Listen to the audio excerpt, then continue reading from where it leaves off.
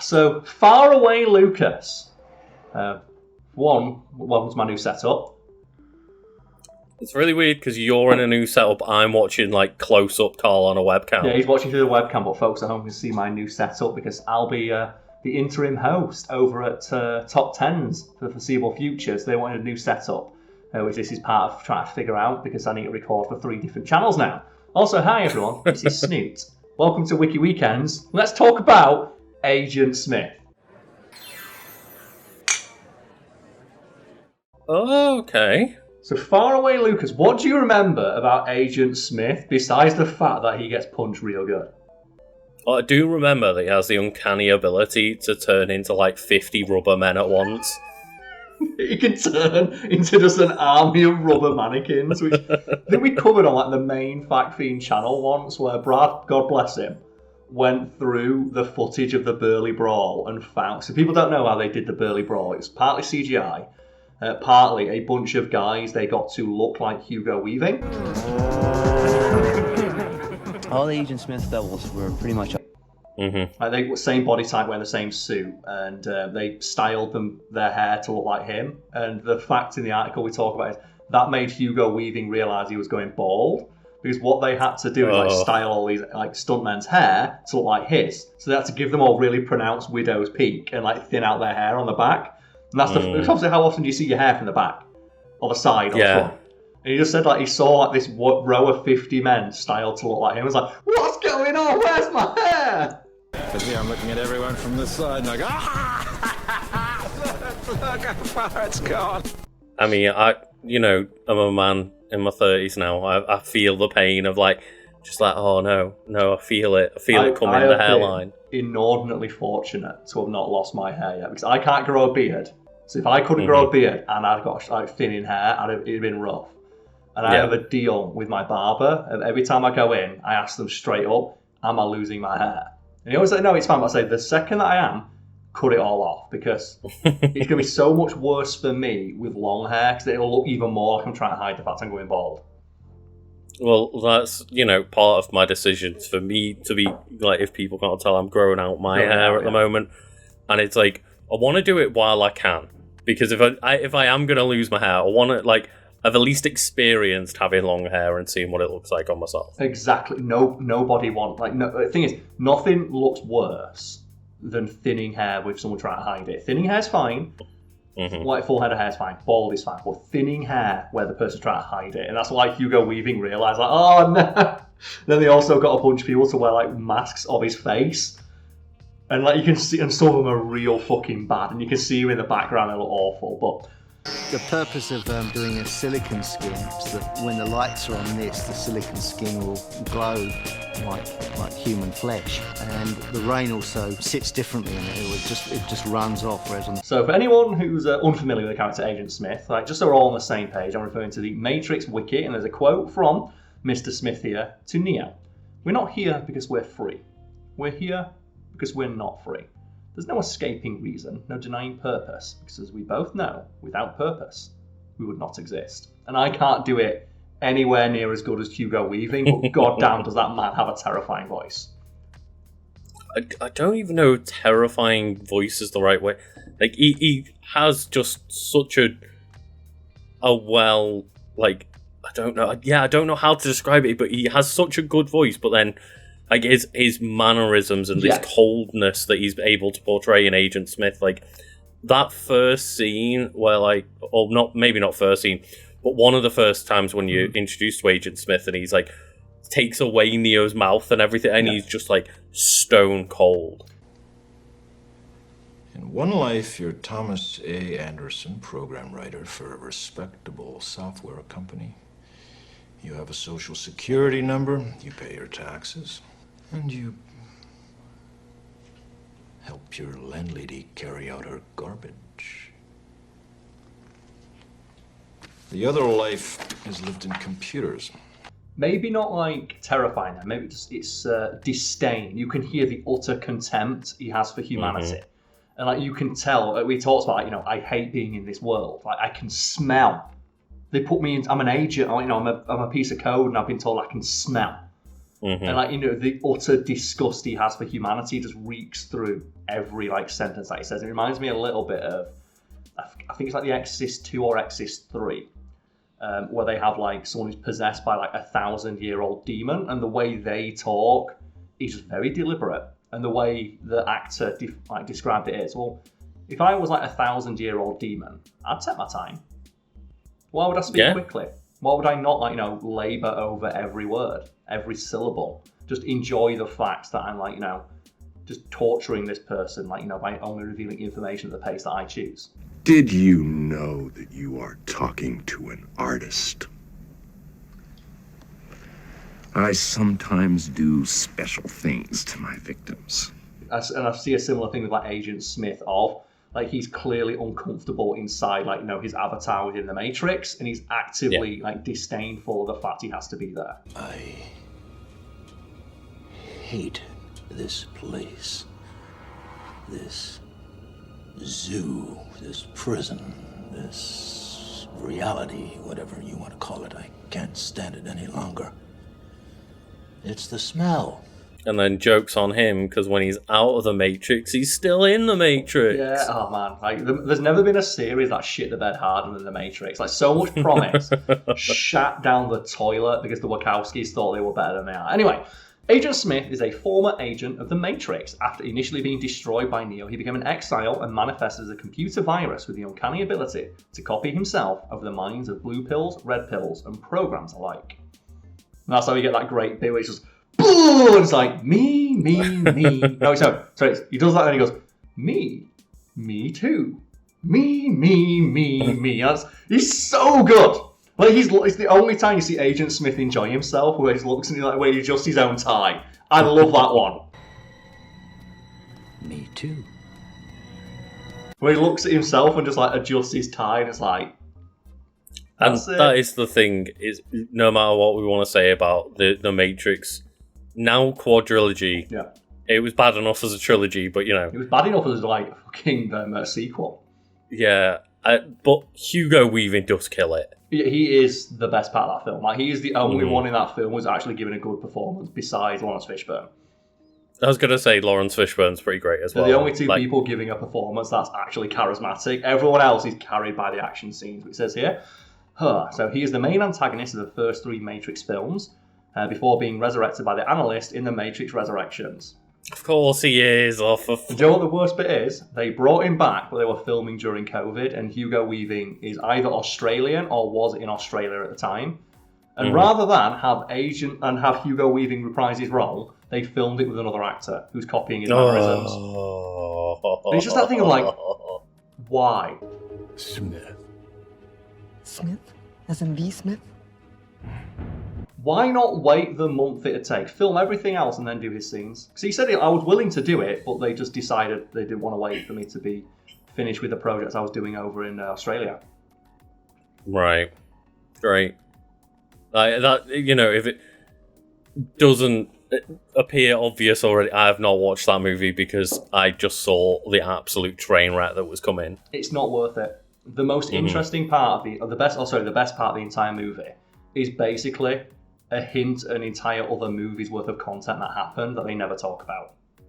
Yeah. So do you know at the end of like The Matrix 3, where it ends and just the giant robot spider just says, we're going to give humanity the choice to either continue living in the Matrix or leave and come to Zion? They wash over all of that in a flashback where Niobe says, oh yeah, there was a war for resources, which humans, because the robot, too many people decided to leave the Matrix. So what the robots did is try and lure people back to the Matrix by promising them more and more stuff. For the first time, we saw machines at war with one another. And like, you know, there was like, you know, basically a resource war where the resource was humanity itself. And they have like just a flashback, they show like a war between robots, humans, and other robots. But I thought the entire point of Zion was that it was another level of the Matrix, and that was just like... No, Lucas. That's a fan theory that's way too interesting, so the Wachowskis have never acknowledged it. And I thought that was... So, it's been a while since I've seen the second or third movie again, because when I rewatch, I just rewatch The Matrix. Yeah. but like I genuinely thought that was something like the architect hints at. Well, that's the thing. Your reading of the film, that's the thing, it makes more sense with that being said. If people aren't familiar with the fan theory Lucy's talking about, there is a fan theory that upon leaving the Matrix at the end of the Matrix, like 2 or 3, I forget when, like, you know, like Smith escapes, and then the third one, like, you know, where Smith and Neo are fighting in the real world. The theory is that the real world is another layer of the Matrix, which explains why Neo has access to his powers.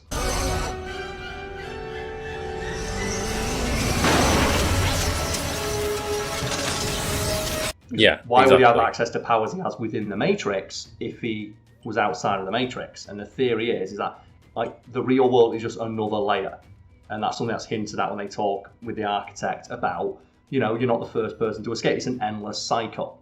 And it's like, if we present people with, if we give humans Zion and make them think that they've escaped our clutches, put them back then into that's a war. good enough.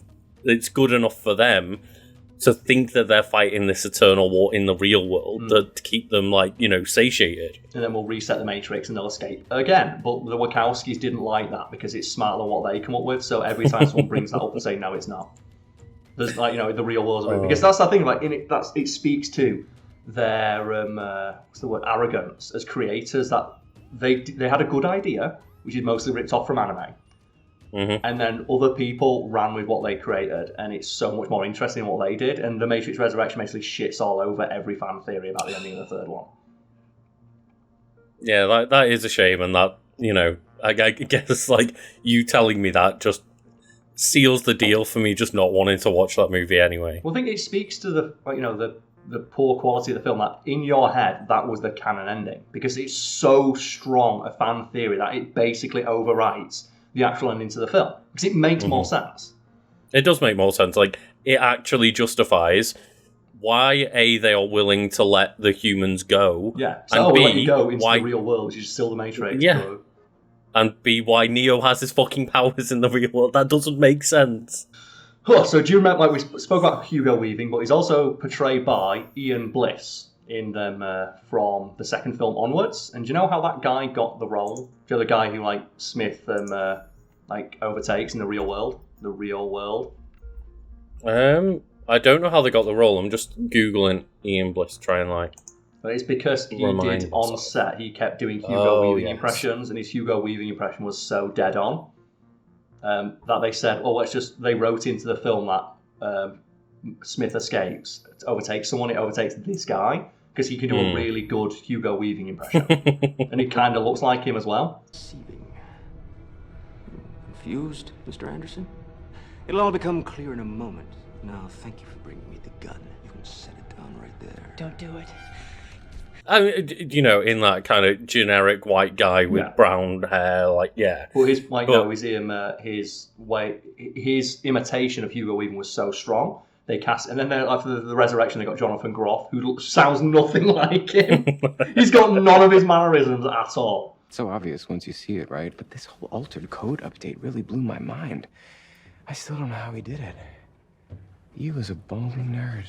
And, you know, I don't mind the idea of recasting Agent Smith in the sake of, like, well, the agents look different in this new rebooted Matrix. It's like, yeah, that's fine, but I want either to never see Agent Smith again, or for you to nail that kind of, as I say, that, like, whole terrifying persona. Yeah. And those mannerisms and that stuff. very deliberate way of speaking with, like, you know, it's like basically every word he says sounds like he's spitting it out.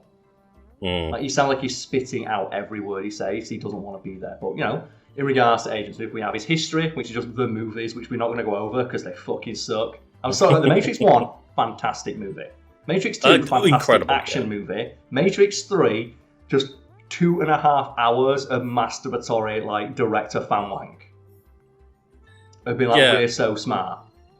It's honestly one of the most bizarre stories in Hollywood of, like, any film history of, like, they had just one of the, like, most popular, you know, absolutely mind-blowing, and not just, like, you know, in terms of, like, the themes or anything, in terms of, like, cinematography and everything. Yeah, like, he invented that a movie new genre. was like, it revitalized the entire action genre.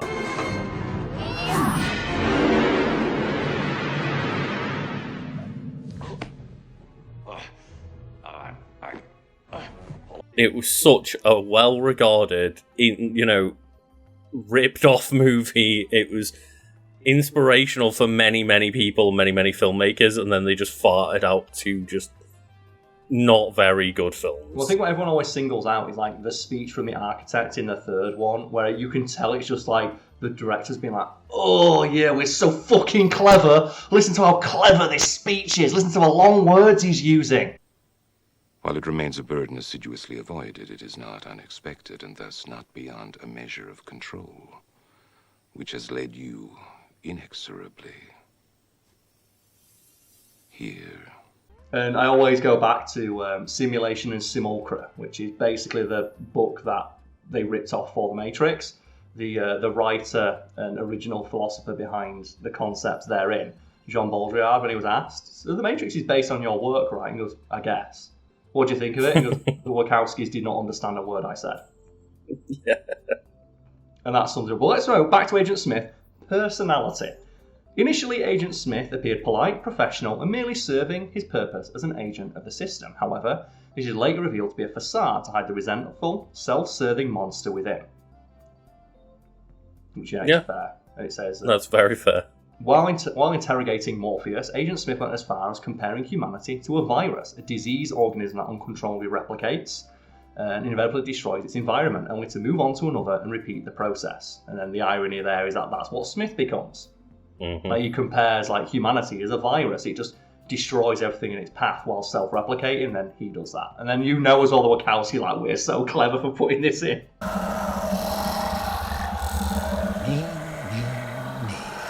Mm-hmm. It's like the bit where he takes off his earpiece. It's like, oh, that's Agent Smith disconnecting from the Matrix. Yeah. Like when it's like, we know. I went to film school as well. That's like, I love, like, I don't like using it as an insult that I went to film, but it's like there's very basic filmmaking techniques or the use of certain aspects of the cinematic language that are very basic, but I hate when they're like the person doing them thinks that they're being smart. And there's a lot of that in the Matrix. Welcome to the desert of the real. There is, and it is a shame how wonky it gets over time, because it would be, and it still is a cool element that Agent Smith becomes what he derives, but like, add that into the context of what those other two movies are, it comes off as, like, as you say, just this, like, oh, look how clever we are. Well, I think nothing sums that up more than the ending of the first Matrix movie. And do you remember how the first Matrix movie ends? Well, like, Smith tries to make Neo another Smith and then gets blown up by Neo, right? Yeah, but the very, very ending of the film is Neo flying off into the sky as Rage Against the Machine plays.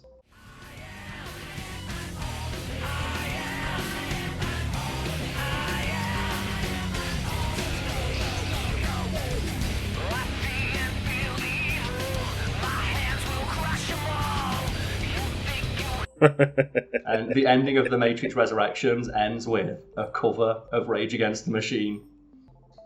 That's some Zack Snyder level of choosing your music, isn't it? That's the thing, it's not even the lyrics of the song, it's just the name of the band, Rage Against the Machine.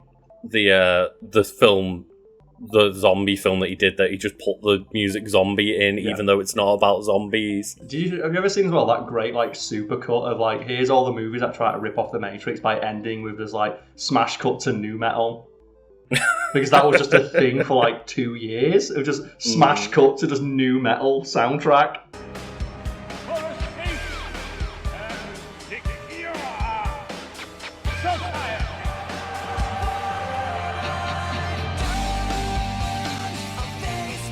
Oh, that is one way to firmly place yourself around, like, the Y2K mark is the nu metal. So, as an agent of the system, and despite his general hatred for humanity, Smith's behaviour still remained pragmatic when dealing with blue pills, seemingly keeping casualties to a minimum. An example of this being when he ordered a police lieutenant to not confront Trinity when she was trapped inside a building, later claiming the order was for the sake of the police force's own protections. And do you know what I love about that? Like, Agent Smith shows more concern for humanity than Neo does, when he just flies through the air and, like, obliterates, like, 4 city blocks. That was to save Trinity, Karl.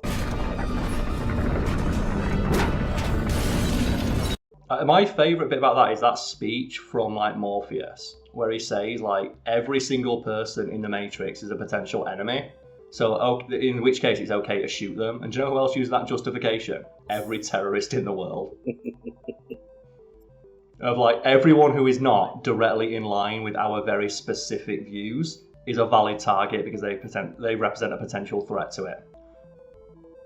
And that's the thing is, it's just that an agent might jump into their body. It's not even that they might be a problem. It's that they might be like used by the agents to get close to, finding them. With the scene that I always point out is like when they first enter that lobby, and it's like they just gun down a bunch of security guards. And it's like they're just all like regular, and you can argue, okay, yeah, they're not, the world they're living in is not real, but it is to them. They go to great lengths to explain that to the people trapped inside the Matrix. After a certain point, removing them from it because they're so ingrained within that world, removing them from it is akin to death. And the only reason they do it with Neo is because he's a special example and they think he's the one. Mm-hmm. So like gunning down like innocent civilians, and you like, and then I made a tweet about that, and a bunch of people like, but they're cops, and it's like, but you don't have to gun them down because they go to great lengths to show that Neo and Trinity are so skilled they don't need to shoot them, and they wanted just the cool action scene. But I think a cooler visual thing would have been them fighting people with guns and just disarming them, and then an agent jumps into one, and then they realize we've got to shoot everybody.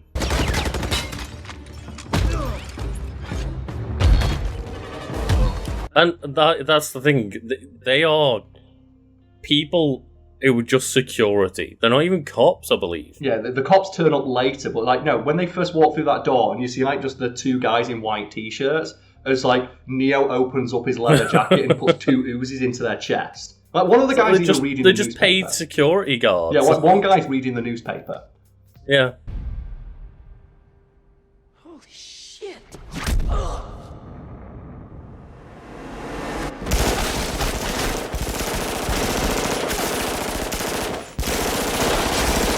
And just, I think, like, the way I summed it up is, there's something really unsettling about watching a movie where two people in black leather trench coats walk into a building with machine guns and gun down 40 people. Mm-hmm. As cool music plays.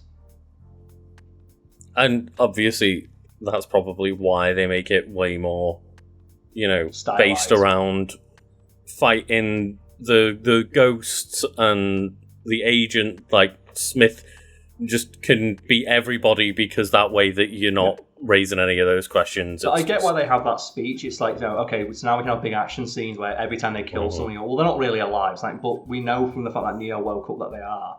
And the fact that someone wants to go back into the Matrix as well shows that, it is preferable to the real world. Like, one of my favourite little details is that when the guy who wants to go back into the Matrix, he's cutting a steak with a butter knife. Do we have a deal, Mr. Reagan? I know this steak doesn't exist. Right. And my reading of that is that, the Matrix makes the steak super, super tasty. So impossibly so that he cuts it with a butter knife. And, yeah, it's one of those bizarre things of, okay, these are not any programs that you're gunning down or anything. These are actual human people that are in the Matrix, just like you were when you broke out. The same way you are. They've not been given the choice that you had yet, and we hope to one day give them that choice. But then followed by, now fuck it, gun them all down. Back up! Stand back up! And Luke, are you ready for some other personality traits of Agent Smith? Is it just he likes to multiply? He really likes to multiply. So he's possibly a masochist. A trait possibly brought on by him never having truly felt pain in the Matrix.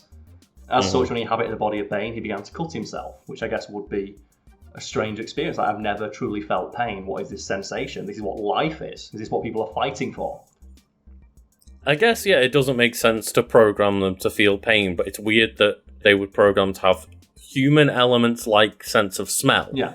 But then at the same time, not pain, because, I guess being this unkillable agent that's hunting down rogue people, it doesn't make sense to feel pain, but at the same time, obviously, pain actually is a very helpful thing. But then you could just argue that, well, if a pain is useful for avoiding danger, but an agent can just jump into another body whenever they want.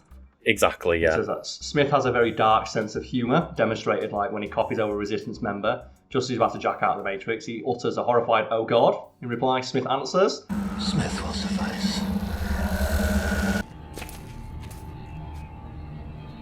Thank you. I like that. The thing is that I really like his really wry sense of humour. And when he walks in, like, Mr. Anderson. I love it. Then he's got his powers and abilities. So, just pretty basic. He's got superhuman strength, the ability to leap enormous heights and distances, superhuman speed, possess any blue pill, and the ability to just change reality to a limited degree, like when he makes Neo's mouth disappear.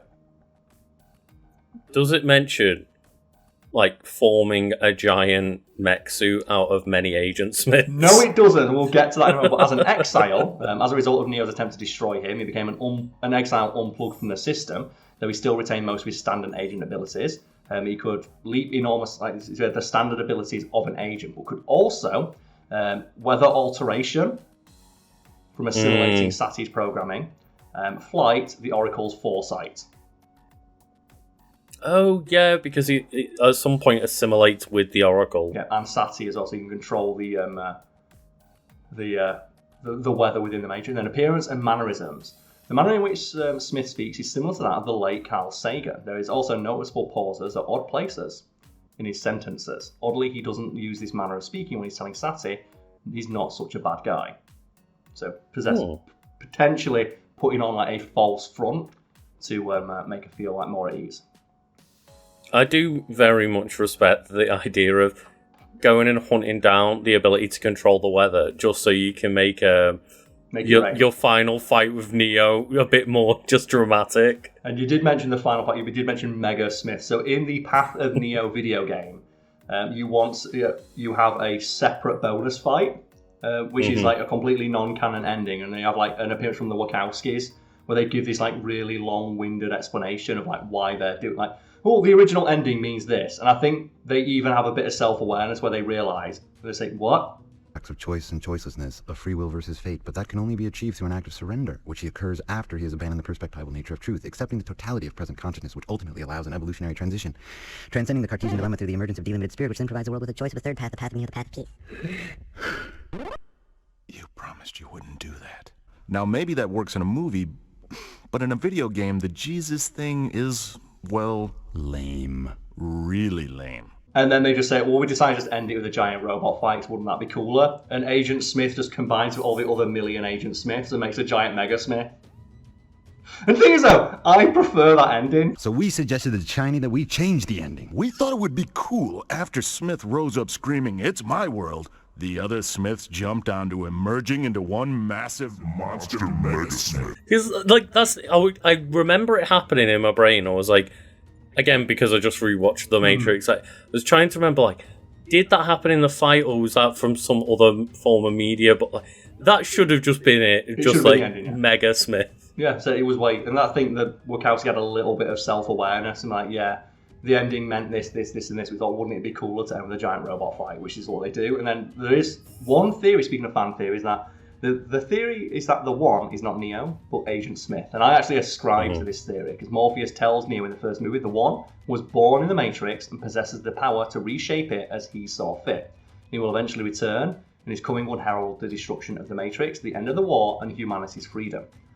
And these powers and descriptions are not applicable to Neo, but they are applicable to Smith, who as a program was born in the Matrix, took over its functionality and gained the ability to reprogram it to his will. And in doing so, additionally destroyed the Matrix and freed humans.